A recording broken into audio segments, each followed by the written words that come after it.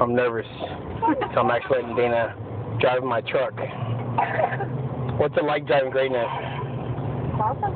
I know it's as good as seeing this awesome hairdo that you call Greatness as well. The night of three things that are great every day. Yes, me waking up, You're doing your hair. my hair, and driving this truck.